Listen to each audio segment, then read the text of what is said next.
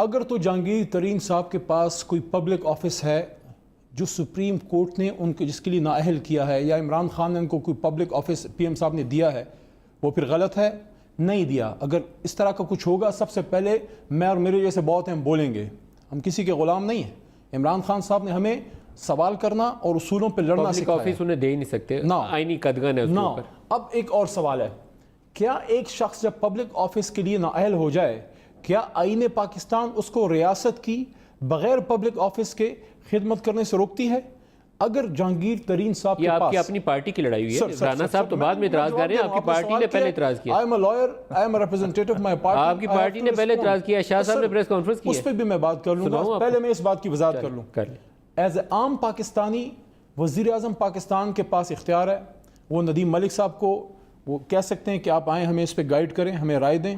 جہانگیر ترین صاحب کے پاس ایگریکلچر کی ایکسپرٹیز ہے، خان صاحب نے مناسب جانا، ان سے رائے لیں۔ انہوں نے آ کے اپنے ملک کی خدمت کے لیے بغیر معاوضے کے، بغیر پیسے کے، جہانگیر ترین صاحب نے آپ کو ایک بریفنگ دی ہے۔ ٹھیک ہو گیا؟ 30-40 ہزار ایکڑ کے مالک، پاکستان کے شاید سب سے بڑے ایگریکلچر۔ اب اگر یہ کانسٹیٹیوشن کے خلاف ہے تو مجھے کوئی اس پہ قائل کرے، میں سب سے پہلا آدمی ہوں گا جو اس پہ بولے گا۔ جہاں تک وہ دوسری بات ہے، دیکھیں ہر جماعت میں کچھ نہ کچھ انٹر پارٹی رائیولریز ہوتی ہیں۔ میں کبھی بھی میڈیا پہ، کبھی بھی پبلک آفس پہ پارٹی کے انٹرنل ایشوز نہ کبھی ڈسکس کیے، نہ آج کروں گا۔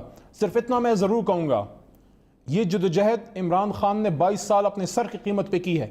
موت کے منہ سے میرا لیڈر ایک دفعہ نکلا ہے، زمین پہ گرا، موت کے منہ سے، آپ ہم سب کی دعاؤں سے نکلا، اور اس میں اتنی ہمت تھی کہ اپنے پاکستان کے بنے ہوئے اسپتال میں علاج کیا۔ میں سربستہ درخواست کروں گا اپنے پارٹی کے تمام دوستوں سے، خان صاحب کی جدوجہد اتنی عام نہیں ہے کہ اس کو ہم اپنی انٹرنل رائیولری سے اس کو نقصان پہنچائیں۔ پارٹی کے ایشوز پارٹی کے اندر ڈیسائیڈ ہوتے ہیں۔ اپنے وزراء کو یہ بھی کہیں کہ کام کر کے ڈیلیور کرے۔ جہاں تک رائیولریز کا حکومت اللہ نے دیا تو ڈیلیور بھی کرے۔ اصل بات ہے ملک صاحب، کیا آپ بھول گئے؟ رانا صاحب وہ تو میں ہی خود کہہ رہا ہوں۔ سر سنیں نا، کیا آپ بھول گئے رانا صاحب، کہ آپ بھی بھول گئے؟ آپ کی جماعت میں وہ بھول گئے، آپ کے انٹیریئر منسٹر اور ڈیفنس منسٹر تو آپس میں بات تک نہیں کرتے تھے، ان کی تو بول چال بند تھی۔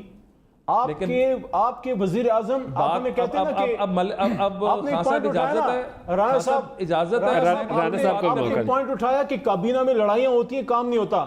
دو باتیں میں یہاں پہ کروں گا رانا صاحب، آپ کو شاید علم نہیں ہے، میں آپ کو بتا دیتا ہوں۔ آپ مرکزی کابینہ میں ہمارے ساتھ ظاہر ہے، پہلے بھی شاید ادھر نہیں رہے، آپ صوبے میں آپ نے کیا کام۔ آپ کے وزیر اعظم 8 مہینے کابینہ کا اجلاس نہیں بلاتے تھے۔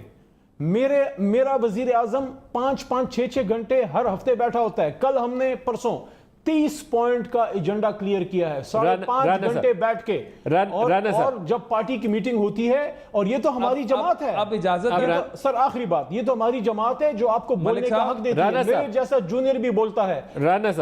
ہماری جماعت میں ڈکٹیٹرشپ نہیں ہے، ہمارے لوگ آپس میں ڈیبیٹ کر کے نتیجے پہ پہنچتے ہیں۔